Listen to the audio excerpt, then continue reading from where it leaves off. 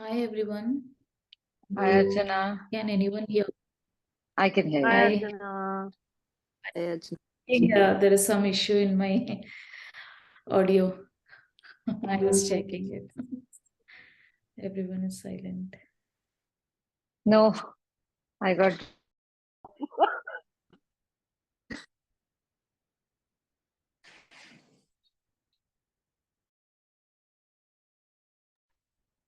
Oh, hopefully this will work now. Let me just see.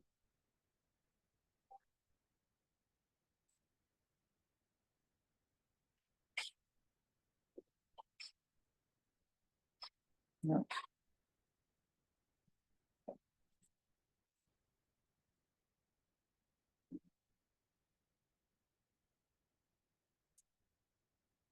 Okay, sorry.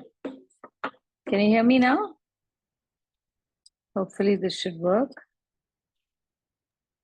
Yes. Yes.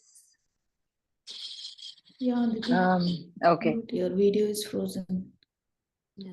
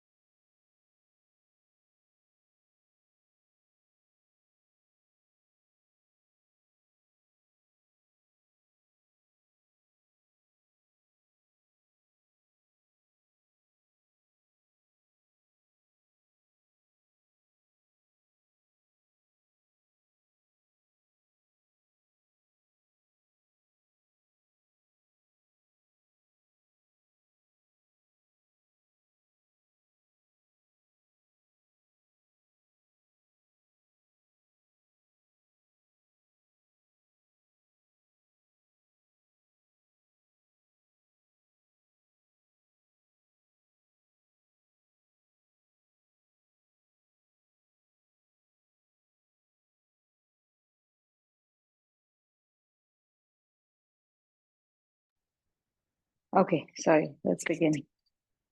Everyone here?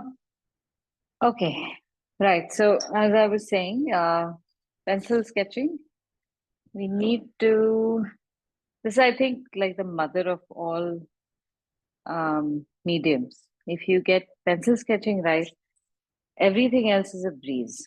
So while most people are afraid of things like watercolor and acrylic, sometimes people think that it's very easy to do, aspiring towards oil colors. But many, which hardly anyone does, is spend time with pencil sketching.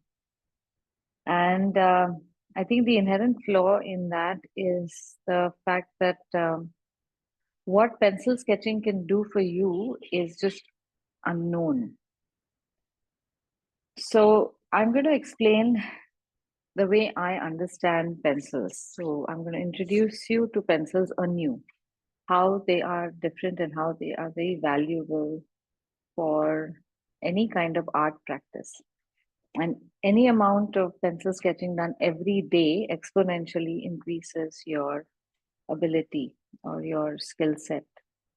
So we're going to use just a regular pencil and obviously no erasers today. So this is like the easiest thing you can carry anywhere. It's available anywhere, and not even one of those fancy pencils. So just pick up like a regular school going person's pencil and we can work with that. Now, of course, you can develop this to any level of advance where you can sketch with like 15 different pencils and charcoal and white pencil and eraser and everything to make your illustration even more detailed. But before we get there, we can also do a lot with just a regular pencil. So to start with, let's understand what a pencil is and how pencil sketching is different from pencil or writing with pencil. So as we know it, pencil is the first tool that all of us have used. And What does it do for us?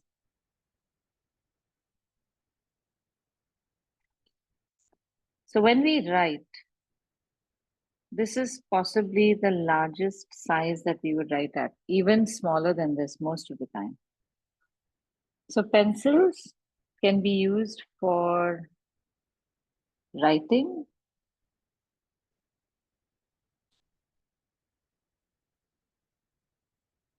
and drawing. Now, in the past, drawing used to be the most important subject in art schools. If you can't draw, it was a huge handicap. Every art student had to spend a certain number of hours drawing. But now I believe they don't spend as much time. Yeah. So how do we understand the difference between writing and drawing as far as pencils are concerned? Now, this is just an analysis that anyone can do. Anyone who's done any little amount of science study, like even in school, you can figure this out for yourself. I'm going to make a list of stuff that I have identified. And over time, you can also try and understand how pencil writing and pencil drawing are different. So one thing is the length of the line. So if we consider length as a factor, in writing, you have short lines.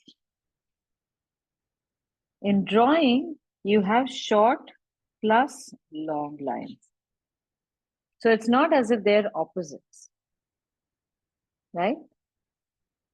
Then, if you look at the quality of line,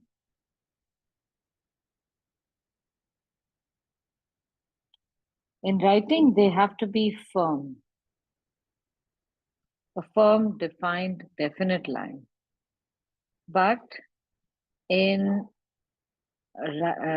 drawing, you can also have firm line and a dynamic line. And this has to do with the kind of pressure you put. I'll demonstrate this as we go along. Then you have the, what can we say, I'll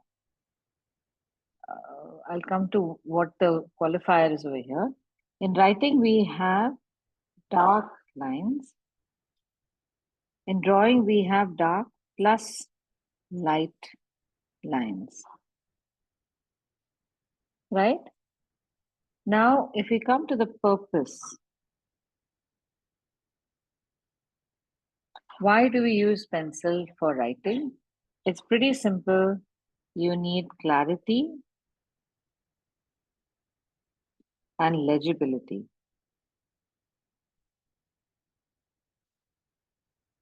And also as a learning tool. Now, as much as I may hate it, but the fact that you can erase a pencil has been used as an advantage, though I don't think it is. This is a point of debate. All of you know this. But it is a learning tool. So if you make a mistake, you can erase it and rewrite it. As far as drawing is concerned, of course, all of this is there, but not necessarily legibility. You need it more as a preliminary art tool, as a base tool to create sketches and also to create guidelines. And here, the fact that it is erasable comes in handy. The guidelines can then be removed after your drawing is made. Now, there's one thing that I've noticed, which is also very important, is the grip. When you're writing, you have a hard, firm grip when you hold the tool. When you're drawing, it is sometimes firm and sometimes light or loose.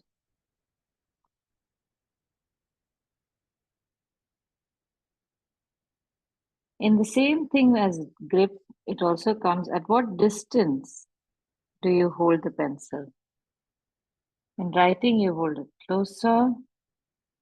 In drawing, you hold it closer sometimes and further.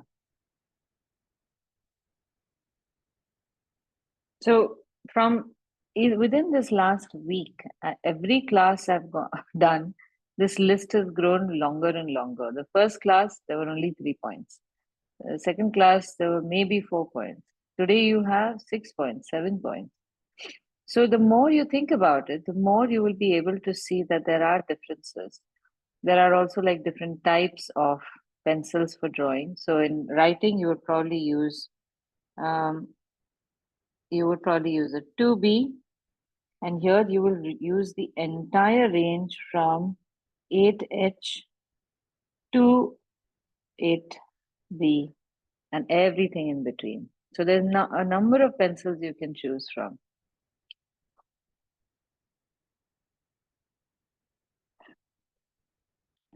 Right? So this list can grow, and I generally always encourage everyone to figure out for themselves if there are more things you can add to this list. Now, let me explain some of these points. Writing, I think everything is very clear, but if I were to write this thing about firm and dynamic line, if I were to write an A, this is just as writing is done. Each line is firm and you see the shape very clearly. But if I were to write it with a dynamic line, I would get something like that.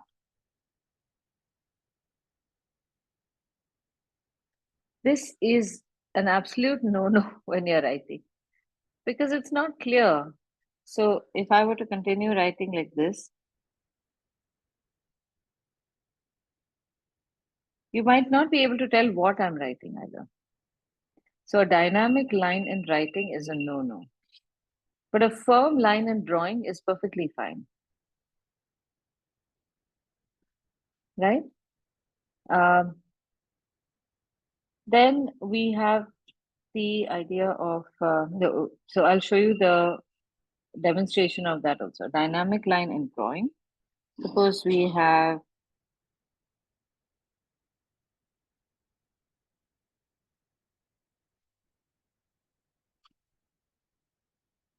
and then you have things like this.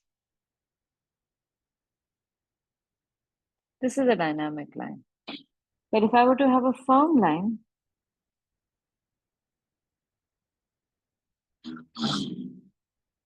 this is the same amount of pressure throughout. This works as also. So you must remember that while I have written all these things, you must use your objective analysis to figure out what parts are opposites and what parts are addition to each other. Okay? All this is clear? All right. Now let's go to, in the drawing part, another very important aspect of pencil drawing is shading techniques.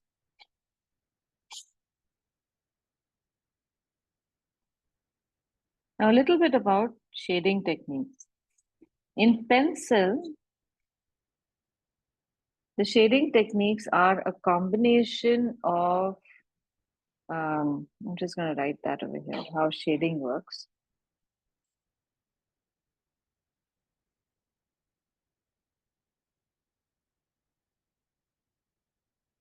So if we compare it to other mediums, it is as smooth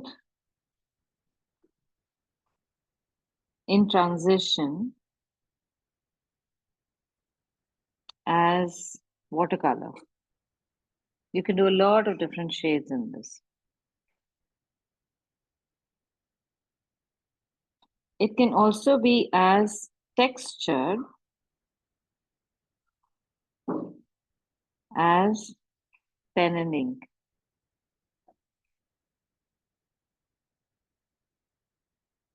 Right? And it can all be as nuanced. And I'll explain this to you. as even oil. So the nuance comes where we can remove some pencil with a white eraser. The ability to remove graphite and paint in the negative. So I could take a paper and cover it completely with pencil or graphite, and then use a negative tool to remove the graphite to create the kind of nuances or the detailings that you find in oil color. You often do that in oil. You will apply some stuff, you'll remove it, you burnish it. So it can be all of these things, but it is in black and white. That's the only thing. So in shading, now we have to explore how this is possible. So here are two basic techniques to use. Let's start off with making one set of boxes. You make this horizontal box, divide it in two parts, and then further each of those into two parts. So you've got 4 boxes. Now we are going to apply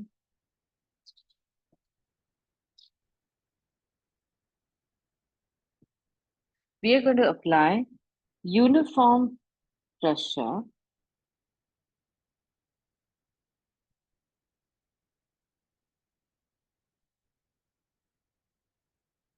in each of these boxes, but different amount of pressure. So let's start off with the box on the right. Whichever pencil you're using, grate it down with maximum force. Just don't break the leather, and cover the whole thing up in one go. Don't go back and fill up more. I want you to see how dark your pencil gets.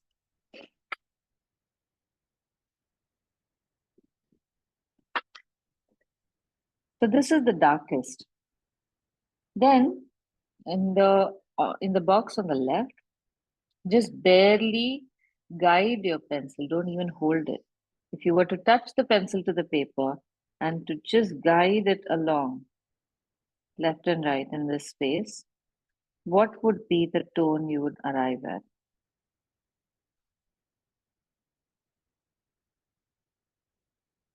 This is the lightest tone that you can get.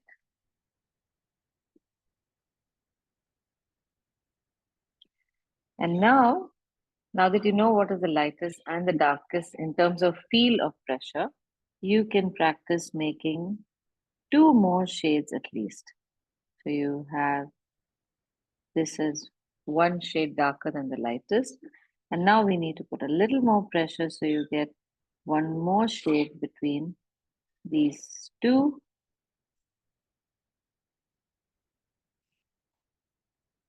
So the 2 things that we notice is the ability of your pencil. The other thing that you notice is also trying to make a uniform shade might not be enough. I'm sure all of you are itching to go back and shade a little more to get the right gradation between the first and third shade. So we are going to work on another technique of shading also. But just to see how this uniform pressure works, let's try making those boxes that we made with the 2 dots.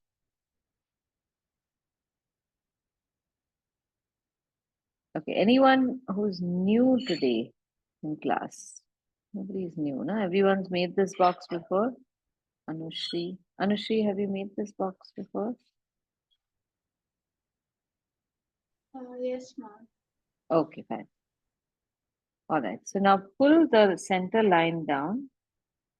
And then from the sides, you'll pull 2 lines down which stop short of the central line. And then you join these lines at the bottom. So you get an illusion of a cube. Choose any side that you want to make dark and shade your darkest color in that. As you can see, I'm being very untidy. And then in any other, make it the lightest that you can. And leave one unshaded. You can make it a little tidier than I've made it. This thing just looks like it's having a bad hair day. Let me make another one.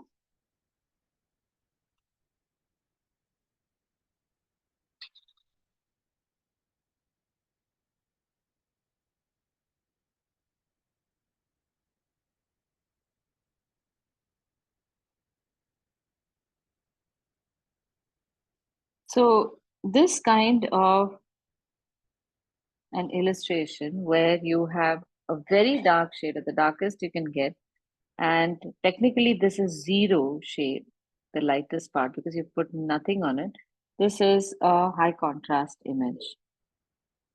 And in any picture, contrast is a very important factor. Because we are working with grays and black and white in pencil, having this high contrast is very important. So always remember, whether or not you have contrast, it is a consideration. It's an important point of consideration. All right. Now, let's move to the other techniques. So we understand what uniform pressure is. In terms of shading, one particular shade in one area.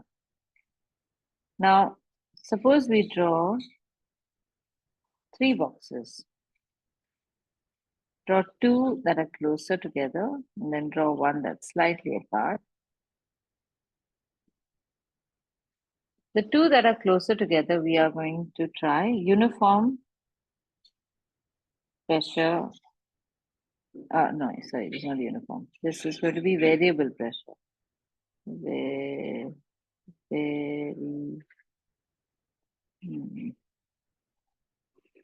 Okay.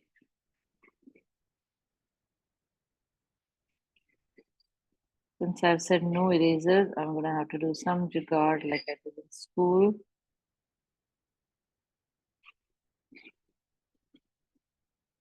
So that you won't even realize that I've made a spelling mistake or a mistake in general. Okay, so this is variable pressure. And this one is going to be uniform pressure.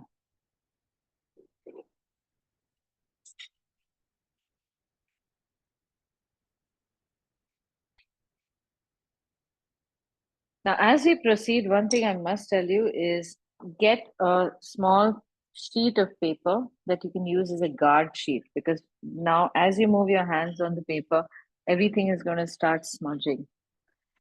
So any old loose paper is fine, just some writing paper, an old bill, an old envelope, get anything and use it as a guard sheet. What am I getting?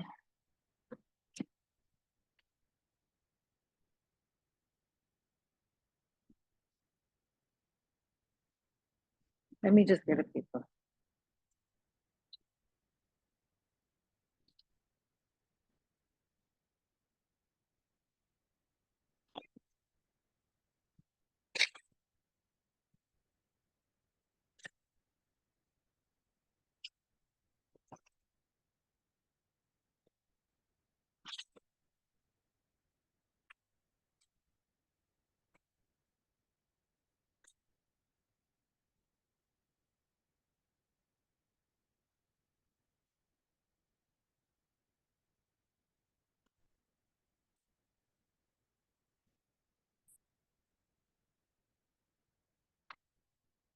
Okay.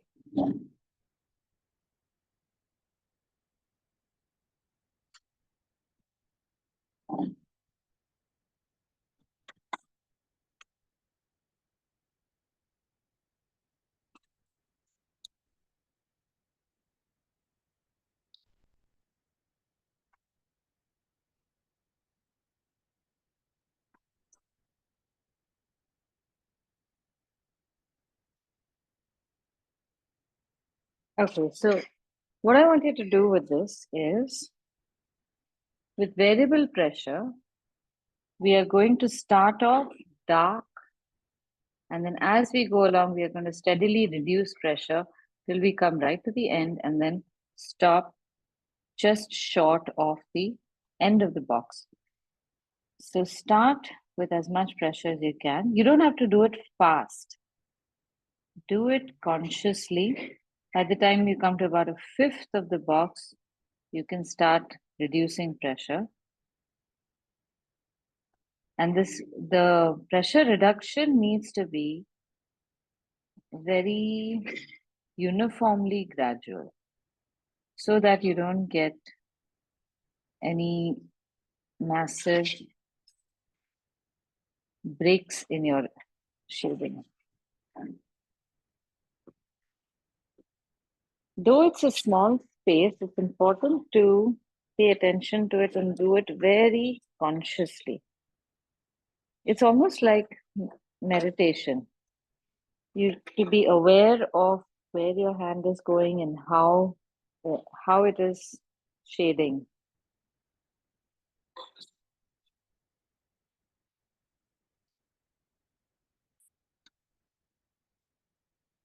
Now the next one in the same direction, but you can start light. So we're going to go from left to right again. And you can try leaving a little space over there and then just start by barely touching the paper. And in this whole process, you have to try to avoid creating lines. So what you're going to do is not move or roll the pencil.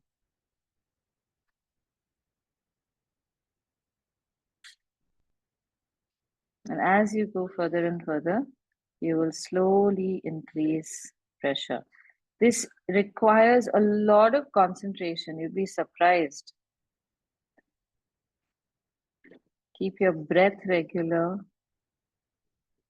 Keep focusing on how much pressure you are applying and how much more you can do. You can take breaks if you want, but keep looking at the line and putting the line very close to the previous line as possible.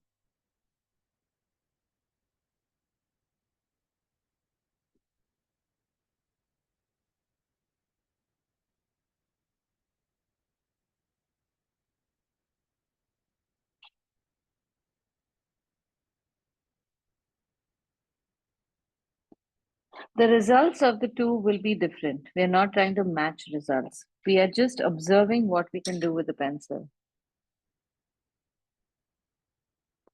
Okay, so this is, why is it variable pressure? Because within this one area, we have changed the pressure as we have shaded along, right?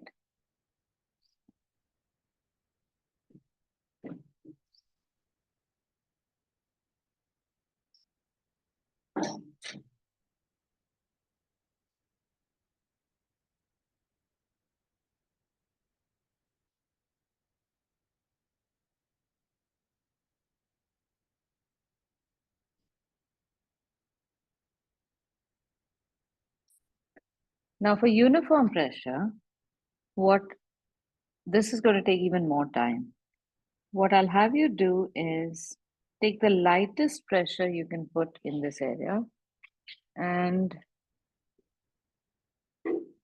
start shading maybe at this angle, which is perpendicular to the horizontal length.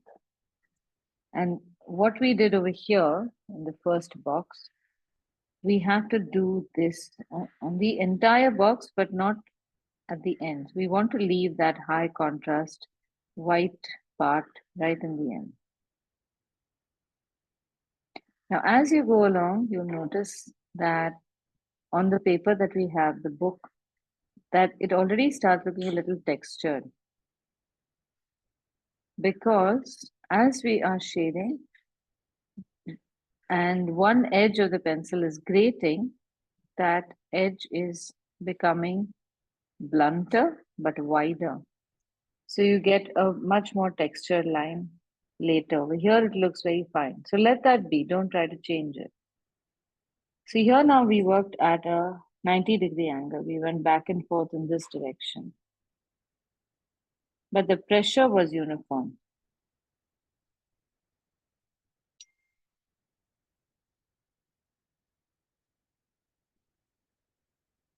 Now you change the angle just a little bit and reduce the distance that you have to go up to. So right now I came all the way here. I'm going to do a second layer where I'm going to come a little inside. From here, I'm going to stop maybe half a centimeter or a centimeter inside, and the angle is changed to about 75 degrees. But the pressure remains the same. This is also uniform. It's the same as the earlier layer. I'm not changing the pressure. I'm changing just the angle and how far I'm taking this layer. Then I can change the angle to maybe 100 degrees. I can move my book.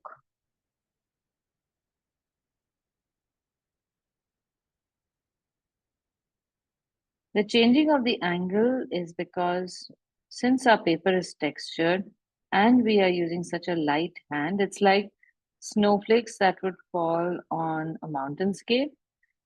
Because they're light, they can't bulldoze their way onto that mountain like maybe an avalanche would. So they lightly fall wherever the wind drops them. And if you want it to be uniformly covered, you're going to have to move the mountain so that the snowflakes can fall more uniformly. You get what I mean? So there are microscopic ridges in our paper, and you'll see this texture. So unless you move it about or you apply a lot of force, like we've done with the dark shading over here, you may not get the graphite on every side or surface possible. So after about 3 or 4 of these rounds, you start seeing how some texture you can't really change. But for the most part, you are able to apply this graphite fairly uniform over a certain area with the same pressure and create a reasonably dramatic effect. But more importantly, it's very smooth. It's not as unpredictable. So it is much more controlled than the variable pressure.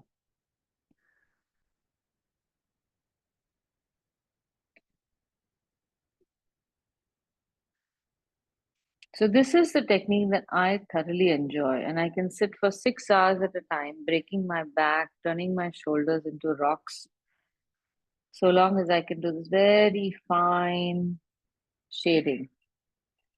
If you become, or if you start liking this shading, honestly, you don't even need like a blending stump or paper or even your finger to do to even this out. It's all just very beautiful and very smooth.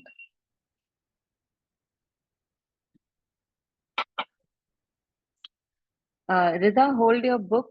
Hold your book. Don't hold your chin. All right. How is everyone doing so far? All okay? Have I sufficiently reintroduced pencils to you as a tool for illustration? Okay. Okay. If you have any more comments, observations, questions, feel free to add. And then also, if anybody has any more insight, that's also good. Then we can investigate that also as we go along. I just have a question, Aditi ma'am, that Yes. once I hold a pencil and I start with a uniform pressure, so it's just back and forth, right? That I Yes. go. Yeah. Okay. Okay. I just wanted to be sure I'm doing correct. Yes, yes, yes. Because you're doing correct. sometimes we do like, I think we have tried that one also, like just squiggling around and also creating that texture. Yeah, correct. So that's the next part, that while this is just going back and forth and smooth shading techniques, you also have textures like have been created over here. So creating pencil textures is also a very important tool one can have. So let's make 4 boxes.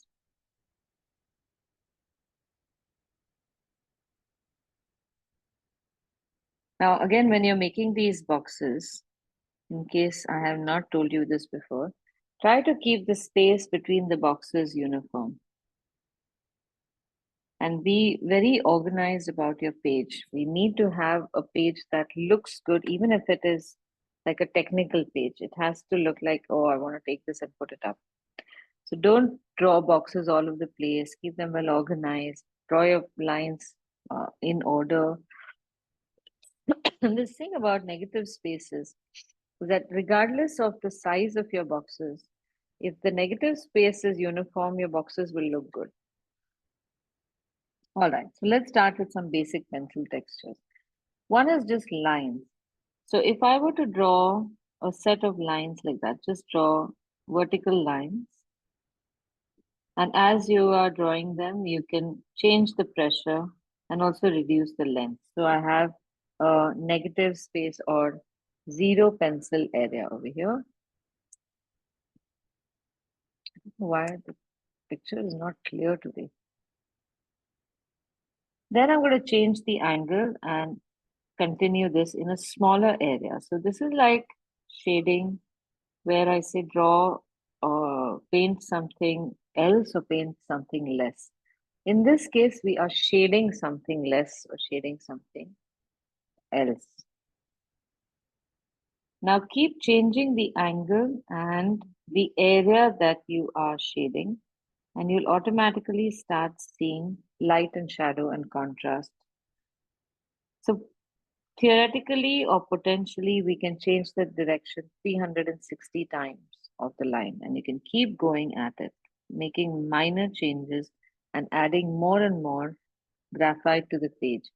So essentially, what you're doing is a lazy or more economical form of shading like this, where you're not rubbing the graphite on, you are depositing a certain volume of the graphite to create a certain effect. And that effect can be created by just the number of lines you make, how close you make them, and also how much pressure you put. So you have quantity,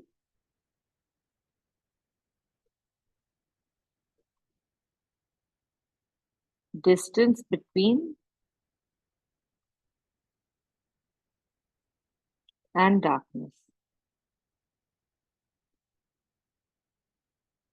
And you can vary all of these, how many lines you put, how close you make them, and how dark you make them will change each of them. So suppose I have 10 lines which are a millimeter apart and they are light, and I have 10 lines in a different direction. I have to put direction as well. It's a very important factor here. In the next direction, I take 10 lines a millimeter apart, which are medium darkness, and then I take 10 lines which are half a millimeter apart, which are even darker. It will change the effect. Okay, now something similar where we have pressure or you have darkness, direction,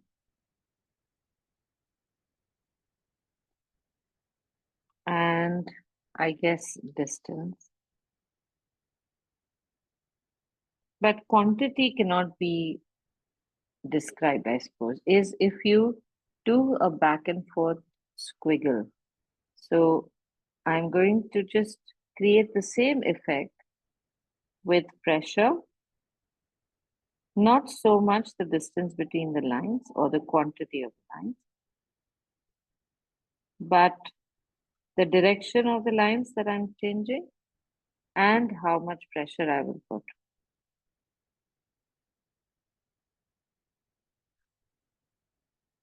but it's just scribbles.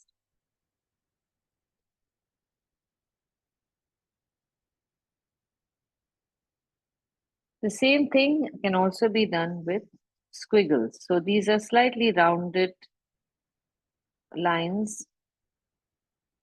And these you can do as layers, or you can also do in one shot. So here I'm going to do them in one shot, almost like a variable pressure thing. As I'm coming towards the darker area, I'm just increasing pressure.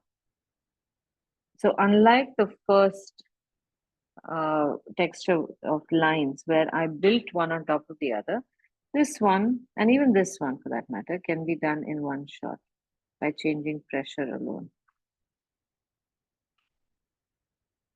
So these can be called scratches. These are squiggles. These are lines. And I'm going to leave this one blank because let's think of something else that can also be made in pencil and be used effectively for creating texture. Stippling. Stippling in pencil, don't even bother. I would die. Don't even bother. So stippling we will use when we come to pen and ink sometime later in the year. But there could be something else. We'll observe, we'll leave this blank. It's always good to leave something unfinished because then you know that you're on the lookout for something to fill it with. Okay, everyone clear so far? All right. Now, we are going to try and employ at least one or two of these techniques to just fill out a hypothetical object. Now, everyone knows how to shade a spherical object, right? More or less. You have a sphere. If you've not done this before, just observe first and then you can do it yourself. Don't do it with me. Just observe what I'm doing. Try to understand the logic behind it. So we have this sphere. I'm going to leave a certain section over here, which is a highlight. It's not a round highlight. It's like an odd figure because I'm going to create a dimple over here. This is like a fruit, a very round fruit, maybe an orange. Now using lines, I'm first going to make one set of lines at 45 degrees over the entire circle. Now this makes it look flat. So here now, I'm going to add more dimension. So what I need is concentric shades around this highlight. So I'm going to add only lines. Keep this angle the same.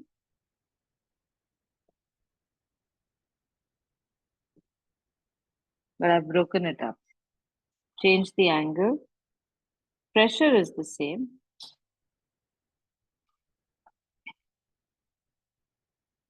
But I have reduced the area in which I am putting this shading now. Now I'm going to change the pressure a little bit and add slightly darker lines.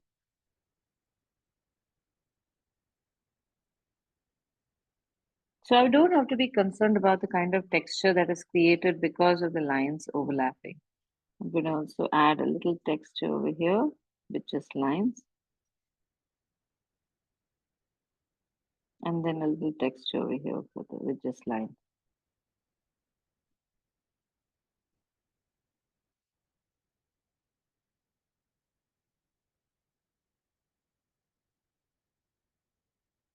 And maybe give it a base shadow. Even in the shadow, I'm going to change the direction of the lines in order to create a variation. All right, do you see the logic working over here? Do you all want to give this a shot? Okay, so this should be done in maybe a couple of minutes. Don't dwell on it too much and do not erase. If you think there's something wrong, I don't think anything can be wrong in this. So don't erase at all.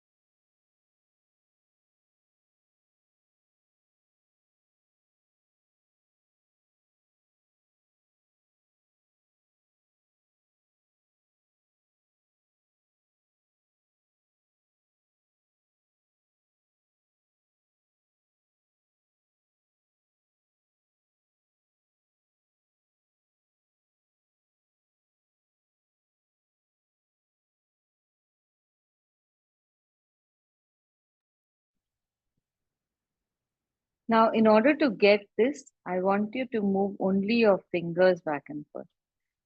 Hold your pencil about 2 inches away from where you normally hold it and do this very fluid movement. If you try to make lines like that, what you'll end up making is just very stoic, static lines. So here's something about the line quality also, I often talk.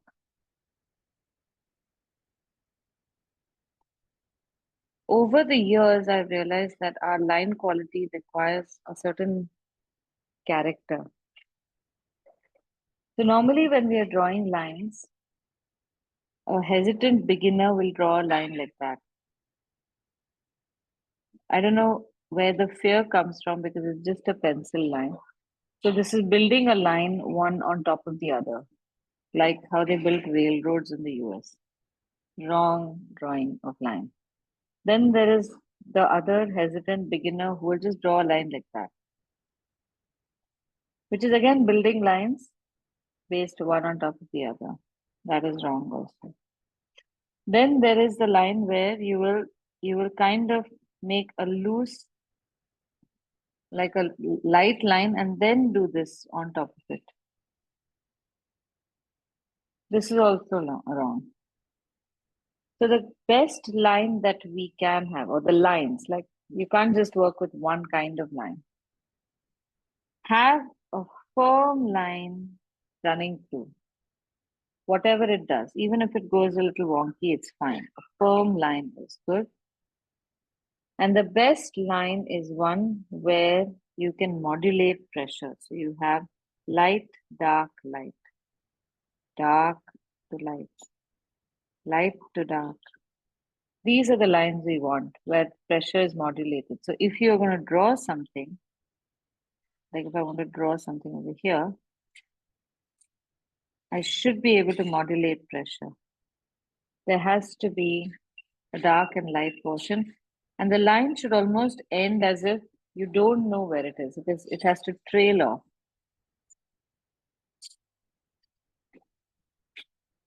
Very easily. These are the lines that we have to work towards. Now, with this in mind, when you do a texture, if I do a texture here, those are the kinds of lines you should be putting as opposed to conscious lines like that. So this is what we want. So your hand has to be very loose.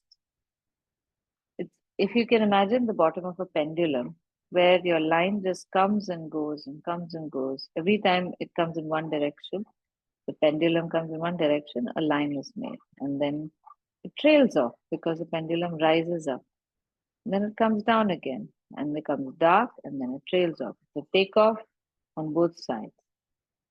That is how you need to look at. So landing, take off. Landing, take off. Now, building that kind of lightness in the line should be our goal.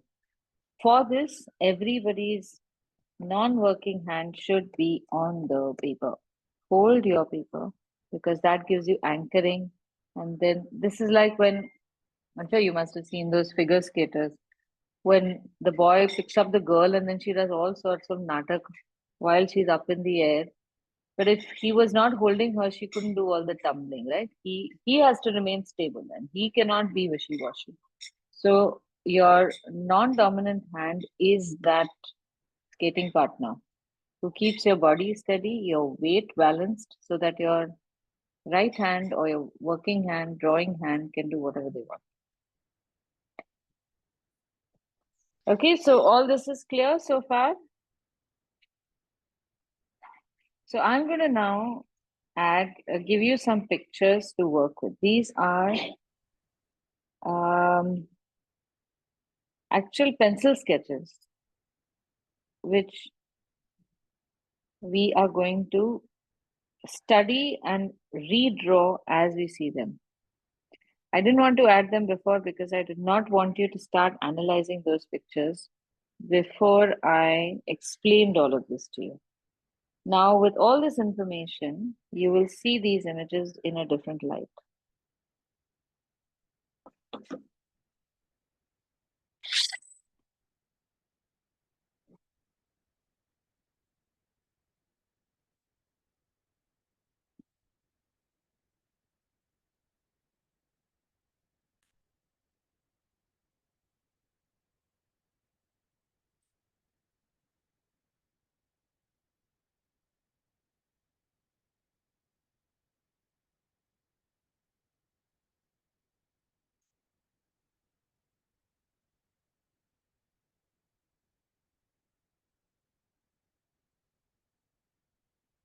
All right.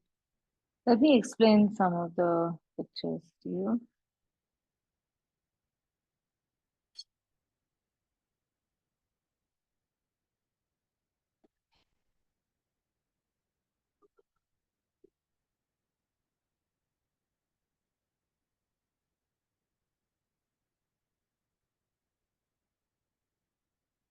All right. So here's the image of some objects. And I want you to appreciate the subtlety of drawing. These kind of preliminary drawings, which we often disregard, this is like the rough work that you do before your final painting, are so important to evaluate the right composition, get your eyes used to the subject matter at hand, work with the three-dimensionality of the objects, and you'll see that there are only two tones in this. This is not even a very detailed, tonally accurate object illustration, right?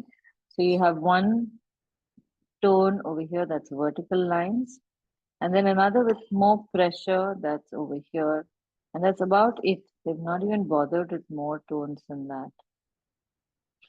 And yet it is so evocative.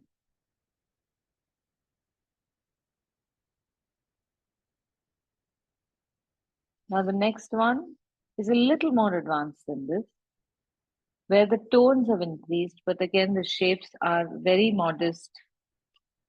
They're just pencil scribbles if you look at them objectively. But again, this exercise is not done often enough. We need to be able to create this when we see the object itself, not a pencil sketch. So with these sketches, when you practice these sketches, you will learn to see objects translated into pencil. And imitating the pencil lines without paying attention to the object is what you need to do right now. And then reverse the process when you actually see the object.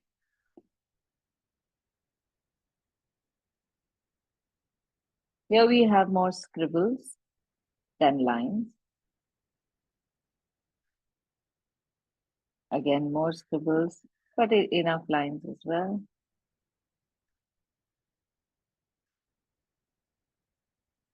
Are you recognizing the texture now? Now this looks very familiar, right? So all these are made in, I think, real pencil, and this one looks like a digital image. The lines are so unfeeling when you compare them to the lines on this one, where there's light and dark, so organic. And here the light and dark is too refined. And the lines are just too, I mean, there's a different skill you need to create this. But right now we're at this level. Okay, so I want you to pick any one of these pictures for now and make that for maybe on the back of this page, and not too large, just about half of the page, so that you study how lines have been used to create, lines and texture have been used to create that that picture. I'm going to be making one as well, so you'll get to see that too, but I want you to pick something that you want to make. There's ample. Ma'am, can you send me the Oh, you haven't got them? Of course. No, I'm not on the group. You're not in the group.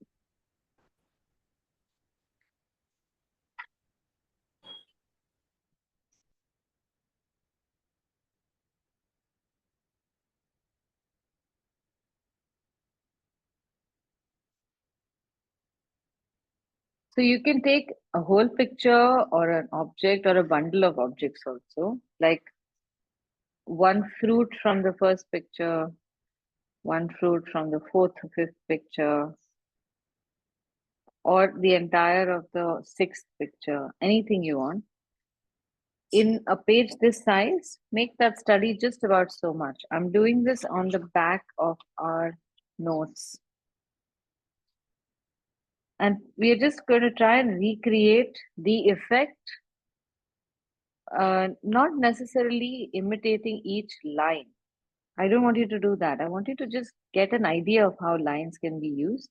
So look at the pressure, direction, and then if you want to do your own thing also, that's perfectly fine, using this as a reference or a guide. So if I take one of the lemons from the first picture, I'm quite intrigued by that almost the most minimalist picture, medium contrast, high concept.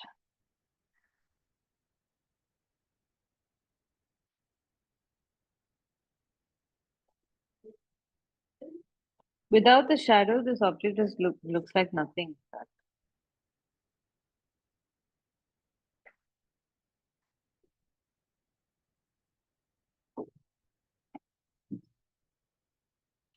And then we have a slightly dark border over here.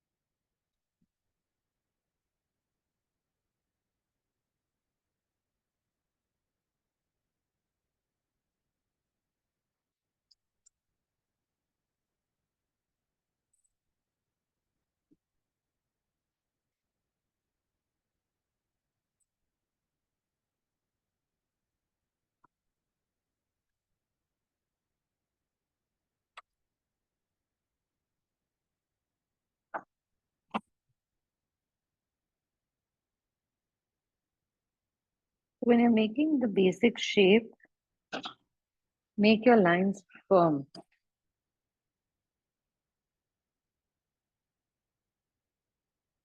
And don't be afraid to make multiple lines. The whole point of pencil sketching is that you learn this kind of fluidity, with objects, lines going through objects, and building shapes from multiple lines is normal. Once you are comfortable with this, then it'll be much easier to draw that one firm line, and you know that that's the shape of a pear or an apple or whatever you want.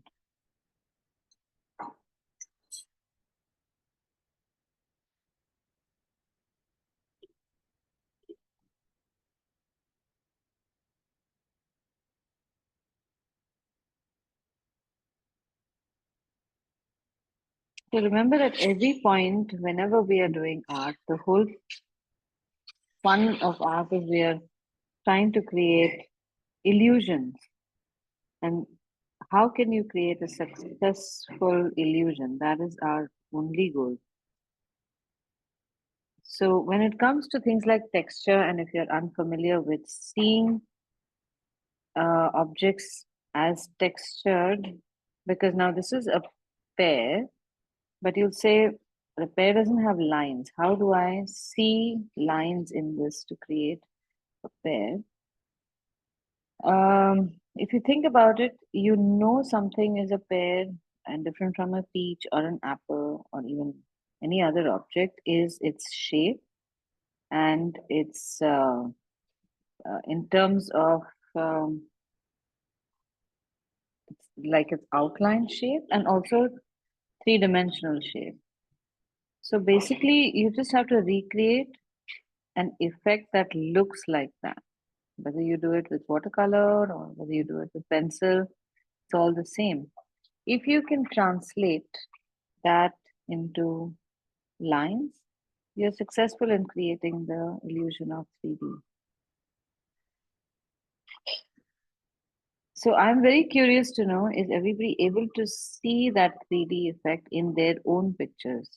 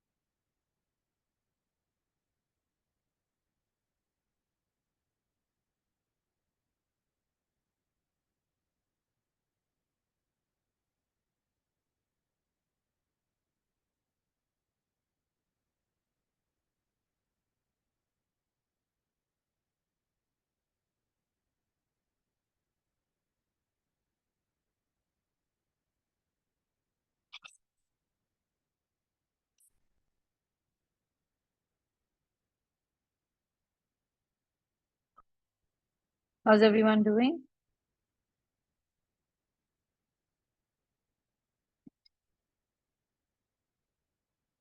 Working? Okay, very nice, very nice. Good, Ritika, looking good.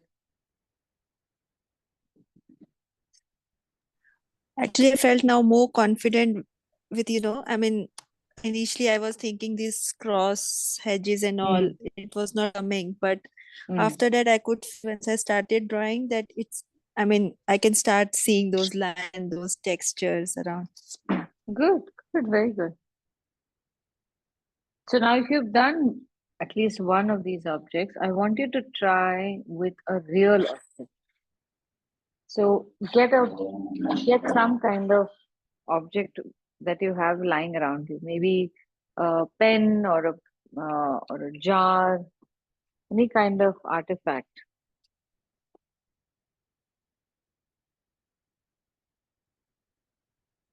So I have this inkwell.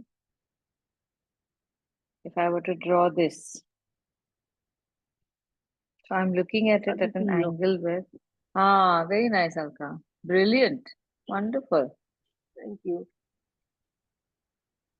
So this is what I'm going to draw. When I'm looking at it, I'll show you in the camera how I'm looking at it. So there's a little bit of an angle. I won't keep it like this, but I'm keeping it in it at my eyesight, which is down here somewhere. Very nice, Vidya. Looking good. So I'm going to draw very loose lines to create the shape.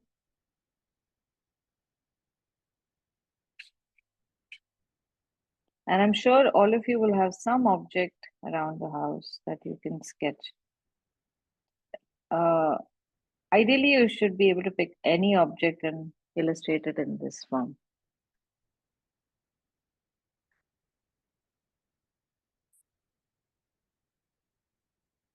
Here, obviously now the ridges on the lid itself are the texture.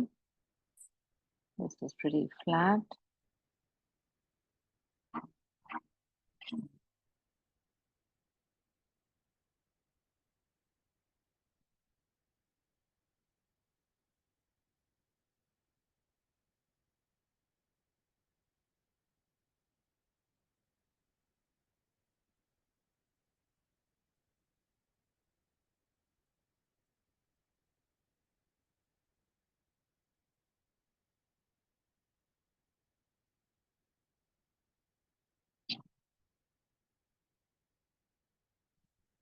So don't be afraid to make these multiple lines, stuff that goes through each other. And here now I'm going to put one layer of lines. This is going to be, it'll partly imitate the grain of the wood and also the, the shade that I need.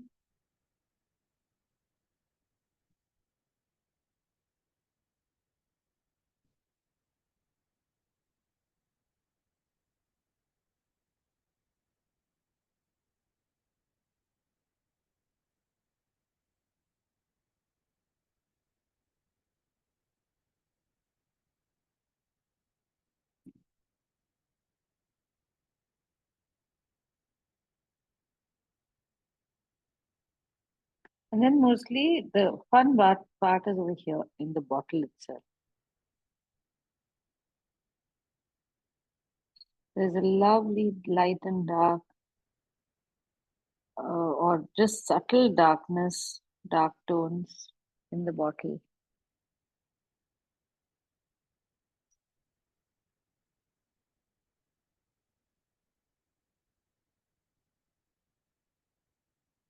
There's a shadow.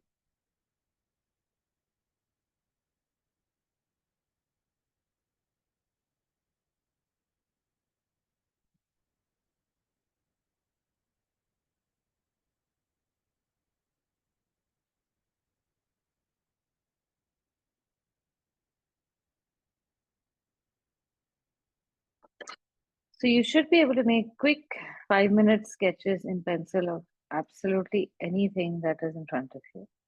Take maybe keys, this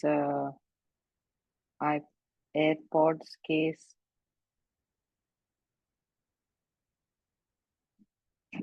Even if it does not have too many shadows, you might think you'll end up seeing a lot of, when you know that "Arey, I have to fill in some lines, you'll end up noticing shadows, even in a completely white object like that. You'd be surprised how many tones you can recreate.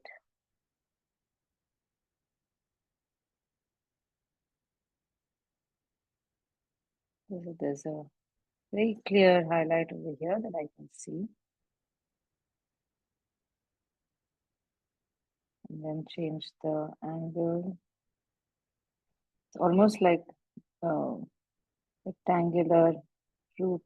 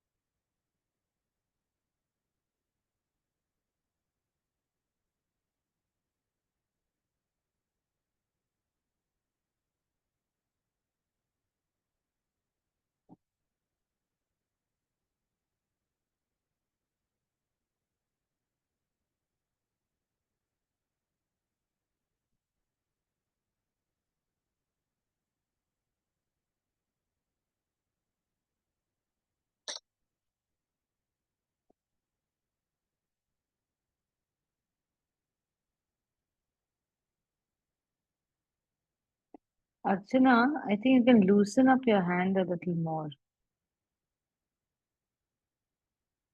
So see that your pencil is flying. I think you're too close to the edge. So Mhm. see that the lines are a little more fluid. The way I see it, the lines are a little clunky together and a little heavy. You know what I mean? Yeah, yeah. So I Yeah? could see Try. like Huh. my lead actually, it's not sharp.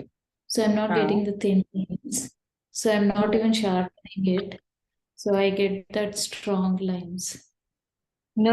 And at this point, since we're drawing the lines, sharpen the pencil because it'll be a very compromised line without sharpening.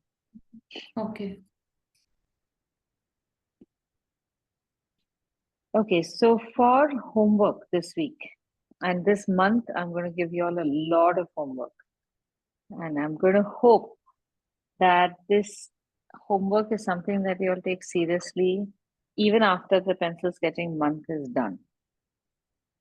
Because my personal experience has been how my the time that I spent pencil sketching because I had nothing better to do in life has completely changed my life. Just 3 months of intense pencil sketching. the kind of choices that you have when you're doing art. Actually, no, the kind of confidence that you can just walk in and say, I am better than everybody in this room at pencil sketching is insane. Because once you have that, that is like being born on steroids.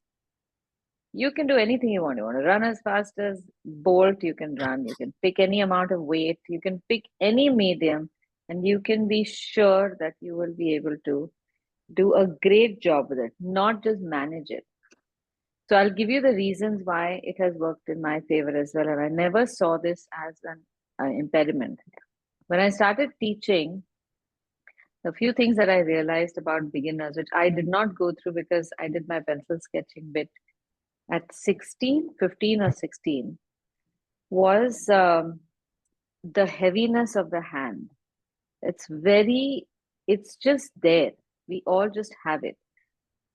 Like somebody who's not exercised in a long time, it becomes difficult for them the muscles are not ready. It's the same thing. When you start sketching, your hand is going to feel heavy. And that's normal. There's nothing wrong with that. It doesn't make you a bad artist. But the more you do it, there's like that speed and predictability. I'm sure all of you are good at something. Like those of you who are driving, you know when you're driving, you're not really consciously saying, okay, now let me start turning the steering when I've come close to a corner. You just do it instinctively. You know exactly where to turn, and the vehicle is going to turn. You know how to even balance your weight. But when you're beginning, do you remember how you were trying to, both your feet were on the ground if you're on a two-wheeler, if you're in a car, your foot is on the brake constantly, and then you were doing one thing at a time. Either you're accelerating or you're turning the wheel. So it's exactly like that. The more you do pencil sketching, the more fluid your action becomes. So while you're making lines, you're not thinking about how far should I go, how dark should I make it, how should the line be. It starts becoming very easy, and that brings in that whole floating like a butterfly line that we want on paper. And that unfortunately does not happen unless you keep at it. So every day, anywhere between 10-15 minutes to 2 hours, you can sketch. Because sketching, you can sit back in your chair and also can sketch like that. I normally don't recommend more than 15-20 minutes of practice for painting because you need to be at a desk, or calligraphy, impossible. You have to be very practiced in just sitting like that. But for pencil sketching, you can literally just lie on your back and also sketch. That is how wonderful the tool is. And do it. Every day, pick something and do it. So the task that I'm giving you, just as a suggestion, is take out every object that you own and use. So right from your personal items, you have maybe your glasses, your jewelry, some of your clothing, your bags. Clothing is difficult unless you want to draw stacks of clothes, which is also fine. If you've got, say, embroidered kurtas and all, try and pencil sketch those, even as folded items. Then your shoes, bags, all sorts of accessories, that becomes the first task. And while you're doing that, all you have to do is draw the outline and do the shading like we've done today. Nothing fancy. I don't want it to look like a picture that's too realistic or anything also.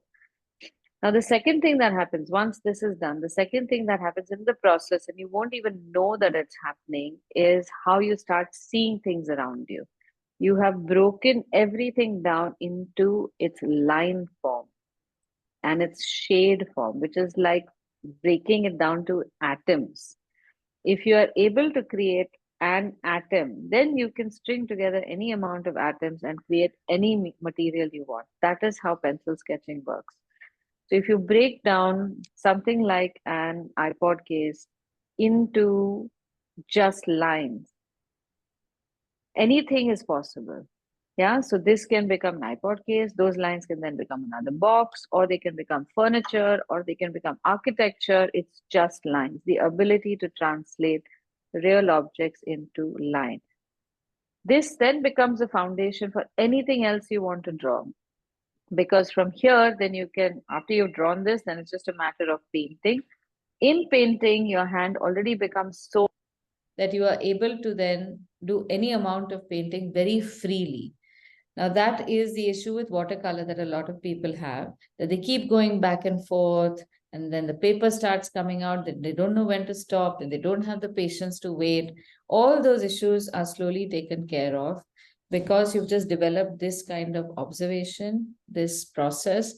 And most importantly, your shapes look so accurate that even if you splatter paint on it, it still looks like a decent enough painting. So not many people realize that the foundation of being able to draw properly is see properly, draw the object as accurately as possible, and then kuch bhi kar do us pe, it doesn't matter.